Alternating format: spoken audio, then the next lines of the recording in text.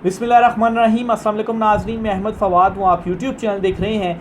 नाज़रीन, 3 खबरें आज के व्लॉग में आपके साथ शेयर करूँगा। सबसे पहली और बड़ी ब्रेकिंग न्यूज़ तो ये है कि सुप्रीम कोर्ट ऑफ पाकिस्तान के फ़ैसले के बाद हवाएं बदल चुकी हैं और यहाँ पर इस्लामाबाद हाई कोर्ट के जजेस जिन्होंने मुदाखलत के सामने वो डट गए थे, उनको भी क्रेडिट जाता है और रिवार्ड मिलना शुरू हो गया है, क्योंकि अब लोअर जुडिशरी भी डट कर सामने आ गई है और अलार्म बजा दिया है। लोअर जुडिशरी ने भी इमरान खान साहब को एक बड़ी फतह हासिल हुई है। आज लोअर जुडिशरी से तफसीलात आपके साथ में शेयर करूंगा। क्या बड़ा हुक्मनामा जारी किया गया है और इस हुक्मनामे के बाद ताकतवर हलकों को एक और पैगाम भी भेजा गया है। एक्सक्लूसिव डिटेल्स आपके साथ शेयर करूंगा।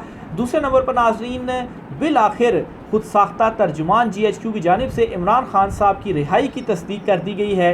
कब रिहा होंगे इमरान खान, इस पर भी तफसीलात आपके साथ शेयर करनी है। और आखिर में नाजरीन, शहबाज शरीफ इस वक्त इस हद तक फ्रस्ट्रेट हो चुके हैं कि अपने ही लोगों पर वो चीख रहे हैं, चिल्ला रहे हैं कि ये क्या हो गया और वो क्या हो गया, और सारा नाकामी का जो मलबा है अपने ही वर्कर्स पर, लोगों पर वो डाल रहे हैं। एक फ़ोन कॉल के हवाले से कुछ एक्सक्लूसिव डिटेल्स आपके साथ शेयर करूंगा कि शहबाज शरीफ इस वक्त हुकूमती मामलात को लेकर किस हद तक फ्रस्ट्रेट हो चुके हैं और जिस तरीके से ये मखसूस नशिस्तों का फ़ैसला और दीगर जो कुछ अपडेट्स हुई हैं, इस पर जो सफ़े मातम है वो इस वक्त बिछा हुआ है नूनियों के घरों पर। तफसीलात आपके साथ शेयर करूँगा। सबसे पहले तो नाज़रीन, बड़ी ब्रेकिंग न्यूज़ है आज की, वो आपके साथ शेयर करता चलूँ जी। इमरान खान साहब को जज साहब के रूबरू पेश किया गया, जो एक नया तोशा खाना रेफरेंस इमरान खान साहब के अगेंस्ट दायर किया गया, यानी कि तोशा खाना 2। अवल तो लॉ सेटल्ड है, ये रेफरेंस इमरान खान के अगेंस्ट आ ही नहीं सकता था, क्योंकि एक ही तोशा खाना में 2 रेफरेंस नहीं आ सकते थे। एक ही रेफरेंस आ सकता था जिसमें इमरान खान साहब को सज़ा हुई और फिर उसके बाद वो सज़ा मुअत्तल भी हुई। लेकिन उसके बावजूद जी ये नया रेफरेंस जो है वो इमरान खान साहब के अगेंस्ट लाया जा रहा है और इसमें गिरफ्तारी भी डाली गई। और वज़ारत कानून ने फिर नोटिफिकेशन भी जारी किया जी कि अडयाला जेल में ही अदालत लगेगी और इमरान खान और बुशरा बीबी को इस केस में अदालत के रूबरू पेश किया जाए। दोनों को अदालत के सामने पेश किया गया और 8 रोज़ का जो जिस्मानी रिमांड है अदालत की जानिब से इस केस में इमरान खान साहब और बुशरा बीबी का मंजूर किया गया है। बहरहाल जी, इमरान खान साहब ने आज अडयाला जेल में जो अदालत लगाई गई, गुफ्तगू करते हुए कहा कि मेरी बीवी को छोड़ दें। ये इमरान खान साहब ने जज साहब से कहा, मुझे जेल में डालें, मेरी बीवी को छोड़ दें, मैं सिर्फ अपनी बीवी की बात करता हूँ, इसको दोबारा गिरफ़्तार करके बहुत गलत किया गया। इमरान खान साहब ने ये भी कहा जी कि जब उन्हें इनिशियल पेश किया गया तो मीडिया मौजूद नहीं था, तो खान साहब ने भी कहा कि मीडिया मौजूद नहीं है और अगर मीडिया नहीं आता या मीडिया को अलाउ नहीं किया जाता तो फिर मैं वॉकआउट कर जाऊँगा आज की जो ये अदालती प्रोसीडिंग है। जिसके बाद मीडिया को अंदर बुलाया गया और मीडिया नुमाइंदे जब अदालत में दाखिल हुए तो फिर उसके बाद जो केस की समाअत थी वो शुरू हुई और 8 रोज़ का जो जिस्मानी रिमांड है इमरान खान और बुशरा बीबी का वो दिया गया है। बहरहाल जी, इसमें 40 दिन तक तो गिरफ़्तार रहेंगे। 40 दिन तक जो ज़मानत है वो दायर नहीं की जा सकेगी, तो बेशक 8 दिन का दें, 10 दिन का दें या 40 दिन का दें, कुछ फ़र्क नहीं पड़ता। तो 40 दिन तक तो ज़मानत अब दायर नहीं की जाएगी, जो नया एक ऑर्डिनेंस जारी किया गया है। बहरहाल जी, मकसद क्या है, इमरान खान के ऊपर दबाव डालना, और ये सबसे बड़ा प्रूफ है कि इमरान खान साहब मान नहीं रहे इनको डील देने के लिए। और आज तो हामिद मीर ने भी इस बात की तस्दीक कर दी है कि 3 मरतबा इमरान खान साहब को पैगाम भेजा गया और इमरान खान साहब ने इनकार कर दिया कि किसी किस्म की कोई जो डील है वो नहीं दी जाएगी। इसी सूरत हाल के दौरान जी, हुकूमत इस वक्त क्या कर रही है, वो तसादुम का जो रास्ता है वो इख्तियार कर रही है और किसी तरीके से वो शहीद होना चाहते हैं। आसिफ जरदारी तो ये कहकर साइड पर हो गए हैं कि सारा जो कसूर है वो शहबाज हुकूमत का, और अवाम शहबाज हुकूमत से खुश नहीं है, तो हम इस हुकूमत से फिर अलहदा भी हो सकते हैं। तो जब ये हुकूमत गिरेगी तो आसिफ जरदारी तो पीछे हट के सारा इल्ज़ाम इन पर लगा देंगे, लेकिन शहबाज हुकूमत क्या करेगी, चुनतखब हुकूमत क्या करेगी, तो वो इस किस्म के अभी जो काम है वो कर रहे हैं। कभी जो है वो इस्टेब्लिशमेंट के हवाले से वो कुछ कहते हैं, कभी जो है वो इस्तीफ़े के हवाले से कहते हैं, कभी वो असम्बलियाँ तहलील करने के हवाले से कहते हैं। और अब जी असद कैसर साहब ने बयान दिया है कि अदलिया के फ़ैसले के बाद हुकूमत तसादुम की तरफ बढ़ रही है। तो अब ये उन्होंने जो ऑप्शन है जी वो उठा लिया है तसादुम की तरफ। क्यों? क्योंकि किसी तरीके से शहीद होने का मौका मिल जाए और उसके बाद हम ये बयानियाँ बनाएंगे कि देखें जी, हमारी जो हुकूमत है इसे गिरा दिया गया और तमाम तर जो मुश्किल फ़ैसले थे वो हमारी जानिब से किए गए। असद कैसर साहब की जानिब से ये कहा गया जी कि हमारे MNA अमीर सुल्तान को कल रात अगवा किया गया।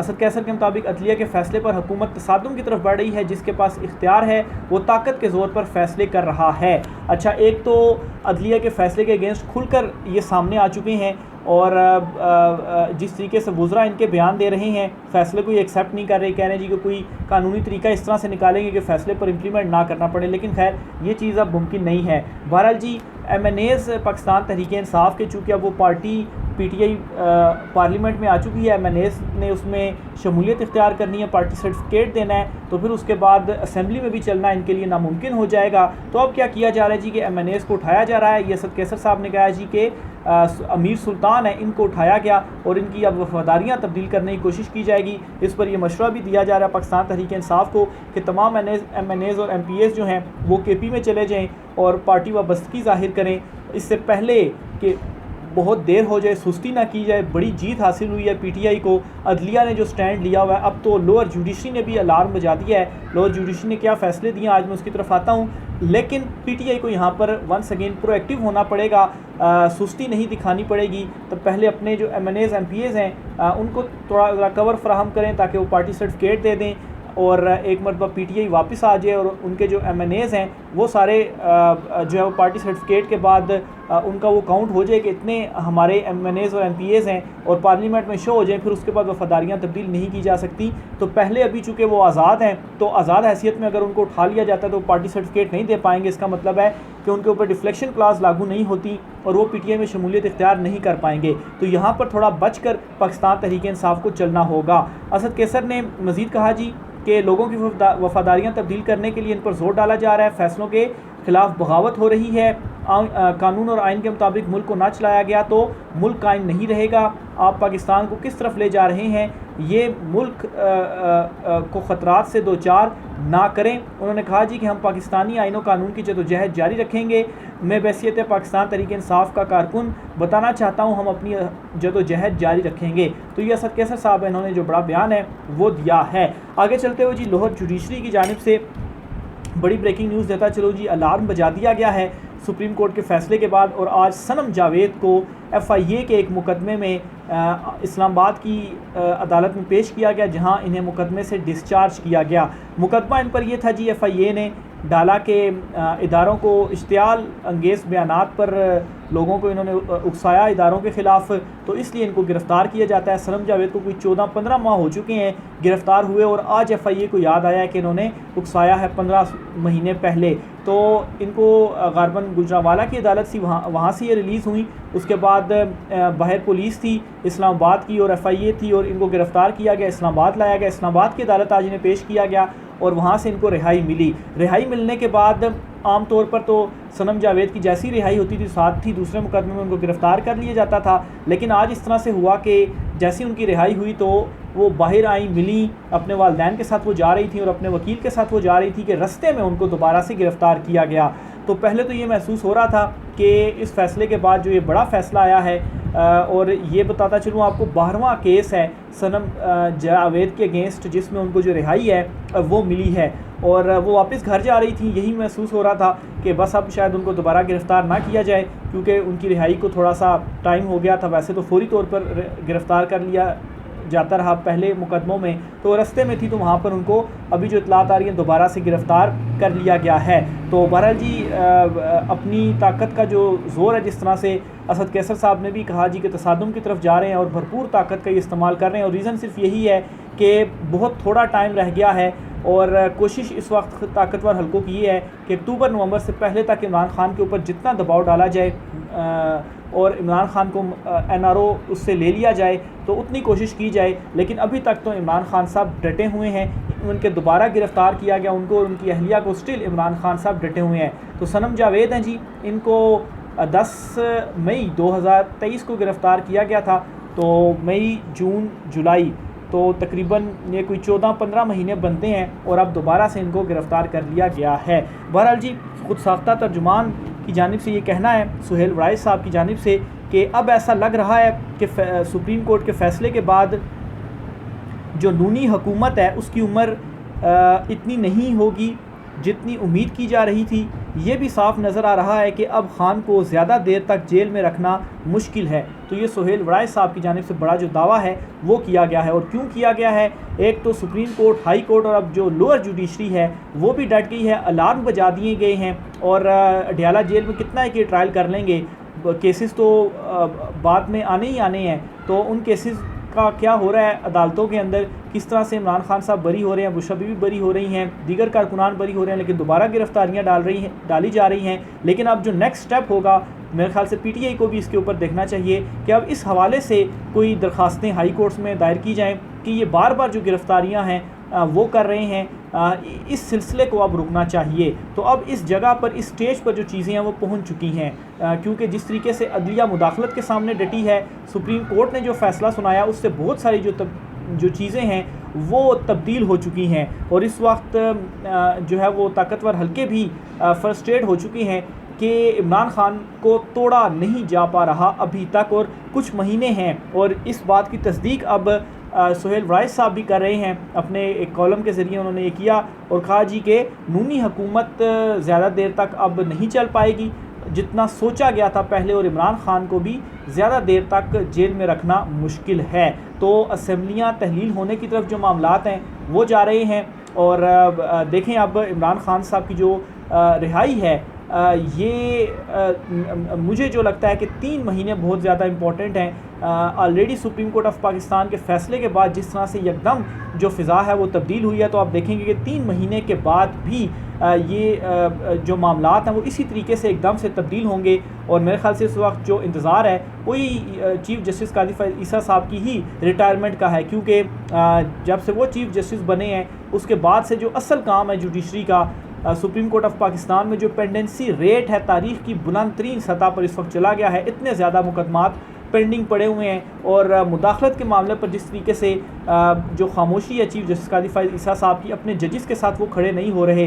तो लेकिन नीचे से जिस तरह से जुडिशरी खड़ी हो गई है, तो जब ऊपर से तब्दीली आएगी और नए चीफ़ जस्टिस मंसूर अली शाह साहब होंगे तो फिर मेरे ख्याल से इस तरह की जो मुदाखलत है वो मज़ीद भी रुक जाएगी। तो 3 महीने का मेरे अंदाजे के मुताबिक ये पीरियड है। आखिर में जी शहबाज शरीफ जो हैं वो क्यों फ्रस्ट्रेट हो चुके हैं और क्यों चिल्ला रहे हैं, चीख रहे हैं अपने ही लोगों पर। शहबाज शरीफ के हवाले से आपको बताता चलूँ जी कि हुकूमती मामलात और पार्टी की मीडिया स्ट्रेटजी पर शहबाज शरीफ की जानिब से अच्छा खासा इजहार बरहमी किया गया। और ये इजहार बरहमी इरफान सिद्दीकी से गुफ्तगू के दौरान उन्होंने किया और उनसे कहा कि अवाम तक आप पैगाम पहुँचाएँ, जो मीडिया स्ट्रेटजी है उसकी ज़रूरत है और किसी तरीके से हमारा जो इमेज है वो पॉजिटिव बिल्डअप करने की कोशिश करें। तो इरफान सिद्दीकी भी बेचारे वो किस हद तक पॉजिटिव इनका इमेज बिल्डअप करें, इनका इमेज तो है ही नहीं।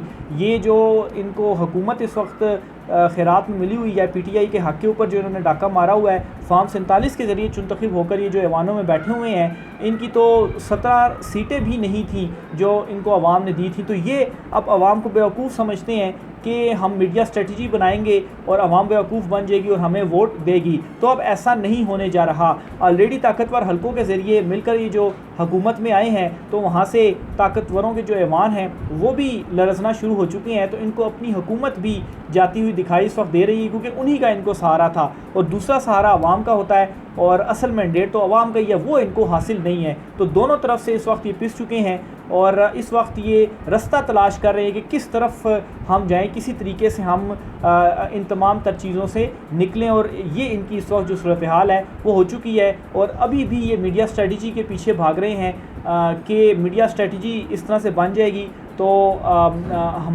हमारे अगेंस्ट ये जो एक अवाम की सोच है ये सोच में तब्दीली आ जाएगी, लेकिन अब ऐसा नहीं होने वाला।